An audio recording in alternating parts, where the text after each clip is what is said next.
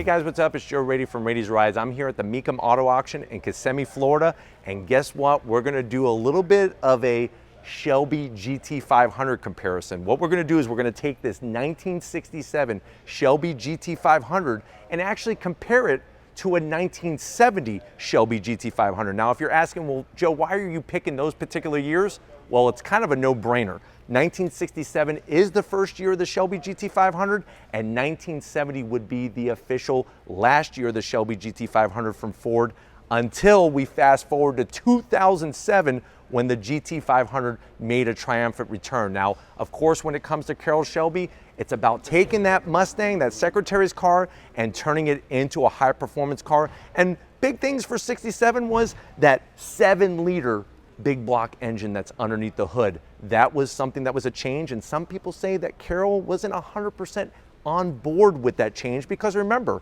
road racing, you put a larger engine in, especially at the front, that's definitely gonna affect the handling. But one thing is for certain, going back to this time period, such an iconic time period, and really for Carroll Shelby, just a time where he was making things happen left and right. Ford just came off their triumphant victory, 1966, triumphant victory at the 24 Hours Le Mans, and a lot of other exciting things going on. So let's go ahead, let's dive into this 1967 Shelby GT500 and see why it's special, and then we're gonna wrap it off with a 1970. Right off the bat, you see it, you know what it is. You know that this is at least a Mustang, but let me point out what makes it a Shelby GT500. Now, when we come to the headlight design, you can see for 1967, the car was actually getting a little bit bigger. If you want the smallest, obviously 65 and 66, the car was actually a little bit smaller, but I love what was going on with the front of the business, not only with your outboard headlights, but the headlights on the inboard section. Of course, you're gonna have your hood pins. That's such a classic look during this time period, especially the muscle car years. As we come across that grille, you're gonna have that nice, almost like rectangle grille shape design, flat black, the GT500, Shelby GT500 badge. First time ever on a Shelby on a Mustang having that GT500 for 1967. You can see the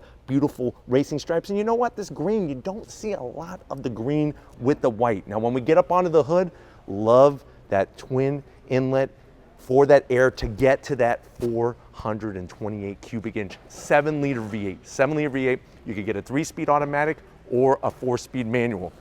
When we come around the bend, super, super clean on the side. Let's take a look at what we're working with wheel and tire setup. So I'm loving the originality with these raised white letter Goodyear tires. It's a 15-inch wheel. You got your aluminum all the way around, solid wheel. The way the car sits is absolutely perfect, and that color is to die for. Remember, that hood is fiberglass to help cut down on some of that weight. And on top of that engine, you're gonna have not one, but 2 4-barrel carburetors, which is awesome.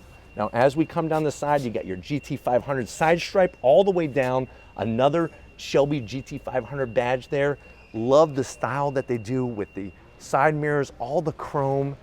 It goes back to a time where really these cars were rolling pieces of artwork. You could take this and just put it in a museum and stare at it all day. But we're here at Mecum, and this car's gonna go across the stage there and go home, hopefully to a new forever home. But being a Shelby GT500, you're gonna have the twin air intakes. Now, both of these are non-functional. Normally I would zonk those types of things, but we're not gonna zonk it on this car. There's no zonks on this car. This car is absolutely to die for. I'm actually gonna switch spots with Victor. He's gonna swing around. I wanna show you the interior real quick. What we're working with back in 1967, you have that teak wood original steering wheel. Look at that 4-speed manual transmission. It's got the 3 pedals. Love what is going on with the style, the simplicity. Really, really just kind of checks off all the boxes. And then what we're gonna do is let's take another kind of lap around the vehicle. So as we come to the front, once again, just the proportions are just right. And coming down the side, I'm gonna have Victor kind of stay up there, and you could just see how everything comes to the rear. The way they have these 2 set up on the side looks absolutely beautiful. And what I'm gonna do is Victor's actually gonna pass by this Porsche, and I know he loves Porsche 911s, he loves German cars, so he's probably gonna have to, he'll probably stop there, but I'm not gonna let him. I'm gonna have him show off the back of the car so you can see how coming off that fastback design into that trunk, you got that nice kick up, and I love the way they add it all the way across. And then you can see what we're working with our tail lights. Victor's gonna get in there and show that center gas cap lid right there, and the beautiful badge work and everything.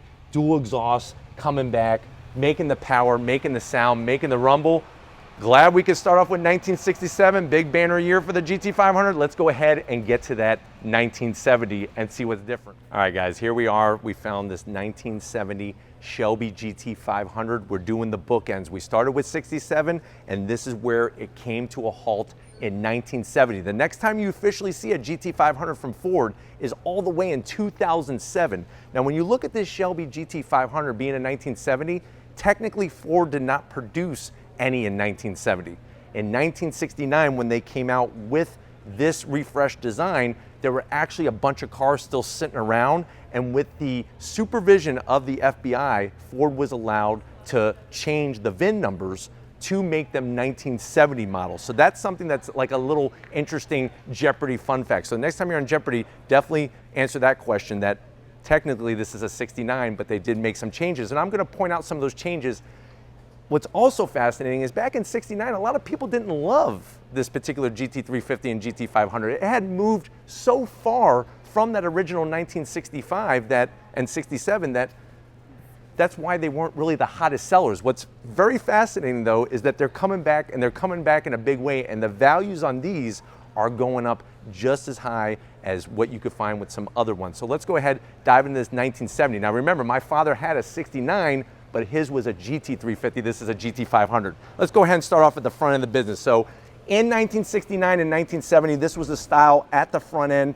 You could see, and one of the unique touches for 1970, you see that chin spoiler? That wasn't available on a 69 from the factory. That is one of those touches. There's actually another touch that we're gonna see very soon, but I love the Cobra badge, that beautiful wire mesh grille that goes all the way across from one headlight to the other with a little bit of brushed aluminum there. When we get up onto the hood, I'm gonna point out two things. First of all, this is one of the sexiest hoods I think that has ever been available on any street car. Second of all, it's got the other tip to let you know that this is a 70 and not a 69. So when we jump up onto the hood, you see these two black stripes? That is a 1970 recognizer. Now underneath that fiberglass hood is gonna be that 428 7-liter Cobra jet engine. What's fascinating is that as we're getting closer and closer to the mid-70s, this actually had less horsepower than where we started with that 67. But one of the things, like I said, with this being one of my favorite hoods of all time, and the reason why I think it's so sexy, is look at all of the different ducts. So you have a NACA duct in the center there, and then you have these two other ducts that are on each side.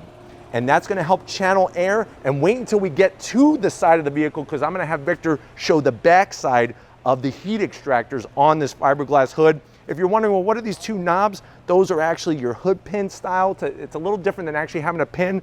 You can lock down your hood or unlock. The original ones, going back to 67, had hood pins and whatnot, even in 65. Now, when we come around the bend, you'll have your GT500 side stripe. Love the nice white stripe going all the way down the side. And here is your wheel and tire setup. Now, I'm really digging the aluminum style. You got your chrome trim ring. There's your Cobra in the center. Raised white leather tires just really shows that time period. This is a 15-inch wheel. So you can see what we're working with technology-wise, but this Acapulco blue with the white racing stripe down the side, absolutely stunning. Like I was telling you, you have that Cobra 428, that Cobra Jet 428. That's a 428 cubic inch engine, 7 liters, producing about 335 horsepower. Now you could get this with a 3-speed automatic or a 4-speed manual. As we work our way down, love the style of the side mirrors, nice trim, and then of course you're gonna get that Shelby name, the Cobra, really nicely placed on that rear quarter panel, what am I saying quarter panel, this rear pillar here. And then I love the way, even though they're not functional, I love the side scoops. These side scoops go all the way back to 1965, and boy, oh boy, does it look drop dead sexy. And I know normally I would zonk something like that, but this is really a piece of art. 1970, beautiful Shelby GT500. Coming to the rear, love the way they flared out the fender. And if you notice this, oh wait, Victor, you forgot, shame on you. You're fired, no, just kidding. Let me show you on the back side, there's those heat extractors, how the air is gonna come out from the back side of the hood, fiberglass hood.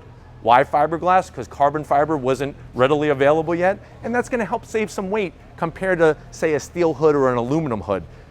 Another thing I want to point out is this rear fender area. If you look at my Shelby GT350R, this looks almost identical. This area looks almost identical to mine. You could see how you have the rear glass, nice kick up into the rear of the car, and it's gonna be hard for Victor to showcase this. Let me see if I could open this door for him and maybe have him hold the door open. So you can see the Shelby name. And then another thing, just like I said about the hood, I love the way they took the exhaust and brought them in right in the center there. Beautiful lights, the chrome, everything on this car is to die for. But let me get the door for you, Victor. Come on in. We're not gonna keep him out in the cold. But it's wonderful to be here and to be able to showcase the differences, similarities.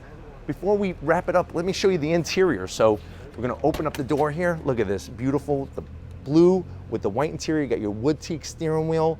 This one has the automatic. I would prefer the 4-speed manual, but just looking at that interior brings so many memories back for me personally because of my dad's Shelby GT350. But I'm so glad that we're here at the Mecum Auto Auction to be able to share this connection of the past with the present and definitely share the car passion with all of you.